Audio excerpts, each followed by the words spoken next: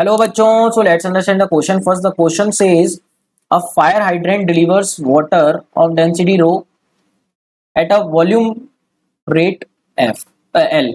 Volume rate L पे deliver कर रहा है. The water travels vertically upward through the hydrant and then does 90-degree turn and moves horizontally at a speed v. The pipe and nozzle have uniform cross section throughout. The force exerted by the water on the corner of the hydrant.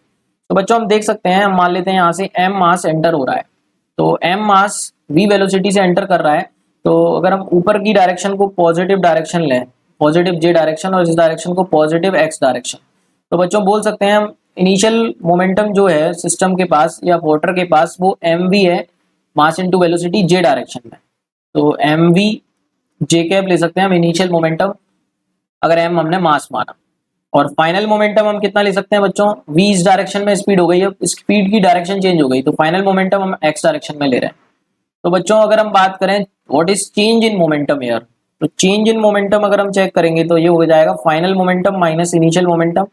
तो final momentum is mv i cap and initial momentum is mv j cap. This is the change in momentum.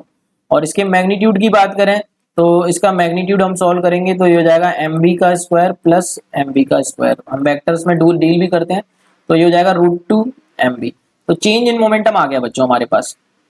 अब change in momentum नहीं पूछा है, उसने force पूछा है, तो Newton की सेकंड लॉ यूज कर लेते हैं. फोर्स का मैग्नीट्यूड क्या होता है, delta P upon delta T. अब बच्चों चेंज इन मोमेंटम हम ले लेते हैं √2 mv और टाइम ले लेते हैं हम टी टाइम में ऐसा हुआ. ठीक है बच्चों, तो हम देख सकते हैं बच्चों ये √2 इंटू mv बाई टी आ गया हमारा, बट आंसर हमारा डेंसिटी के टर्म में है. तो मास को क्या लिख सकते हैं हम, density is to mass upon volume v. बड़ा v बनाया यहाँ पे, स्मॉल v ऑलरेडी हमारे पास, तो इसको लिख सकते हैं √2, मास को लिख सकते हैं डेंसिटी इंटू बड़ा v और इंटू छोटा v is for velocity divided by time. और बच्चों वॉल्यूम फ्लो रेट दे रखी है हमको L, यानी कि वॉल्यूम पर यूनिट टाइम दे रखा है L. सो ये हो जाएगा √2 rho L v. √2 rho L v is given in option. यहाँ पर बच्चों उन्होंने स्पीड ये मानी है v, तो हमने भी स्मॉल v मानी थी बस, बाकी कोई फर्क नहीं है. तो √2 rho L v is given fourth option. So fourth option is absolutely right answer बच्चों. I hope you got the concept. Thank you so much and all the very best.